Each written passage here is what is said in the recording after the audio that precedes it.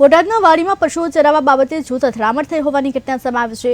જૂથ અથડામણ થતાં 10 થી 12 લોકો ઇજાગ્રસ્ત થયા છે। ઇજાગ્રસ્તોને બરવાડા સામૂહિક આરોગ્ય કેન્દ્ર ખાતે લવાયા છે। વલભીપુર તાલુકાના દાત્રેટિયા ગામ વચ્ચે બનાવ બન્યો છે। ગાળાગાળી બાદ મારામારીમાં 10 થી 12 લોકોને ગંભીર ઇજાઓ થઈ છે। અગાઉ પણ 6 મહિના પહેલા આ બાબતે જ માથાકૂટ થઈ હતી। લાકડી ધોકા વડે 20 થી વધુ લોકોએ હુમલો કરી ધમકી આપી હોવાનું પણ સામે આવ્યું છે। ઘટનાક્રમમાં એવું હતું, મારી વાડીમાં એ લોકોએ પેલા ઢોર સારી દીધા, એટલે આપણે એમને અટકાયત કરીએ તો એવડે એને એવું અમને કીધું કે ભાઈ આ તો થશે જ, તે સારવાનું તો છે જ તે। અને આ બનાવ અમારે 6 મહિના પહેલા બન્યો હતો, એ વખતે અમે કેસ કર્યો હતો, પણ પછી અમારે સમજૂતીથી ને એ બધું ઓલું થઈ ગયું ને અત્યારે પાછું અમારા ઘરના ને એવડે એને 20-25 જણાએ થઈને અને અમારા ઘરના ને બધાને 7-8 જણાને માર્યા છે બહુ ભાઈ। અને 2 જણાને ફ્રેક્ચર થઈ ગયું છે, એકને હાથ ભાંગી ગયો છે, અને 1-2 જણાને માથામાં લાકડીયું મારીને બધું તોડી નાખ્યું છે।